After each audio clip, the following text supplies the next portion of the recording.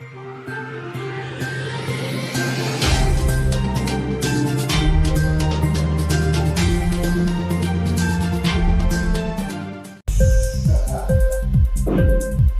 TV prime time news కి స్వాగతం.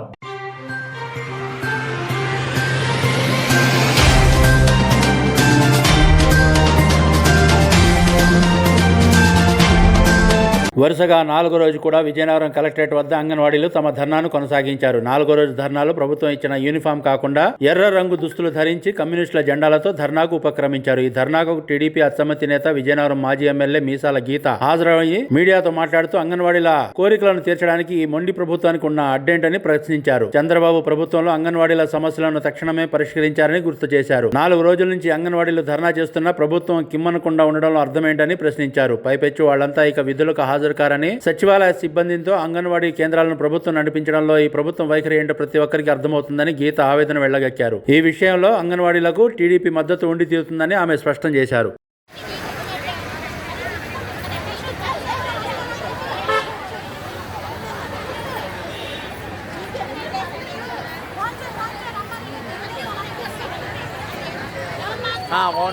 వస్తున్నారు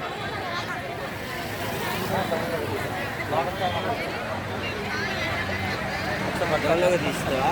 డౌన్లోడ్ మొదట్లో తీసుకో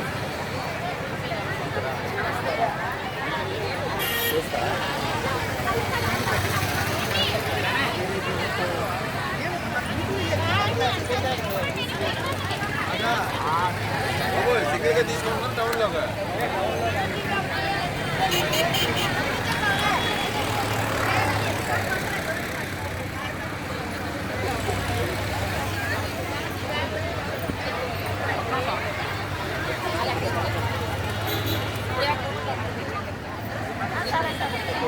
నమస్కారం అండి.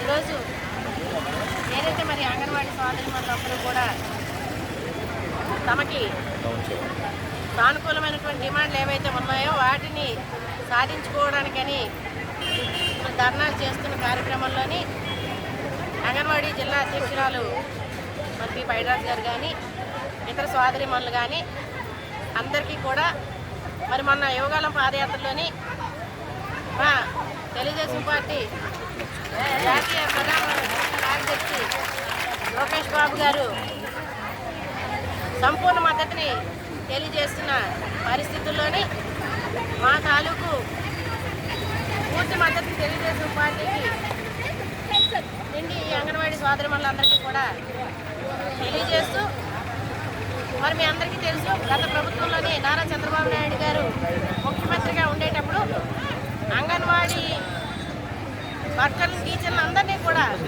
కుటుంబ సభ్యుల్లాగే చూసి వాళ్ళకి సముచితంగా శాలరీస్.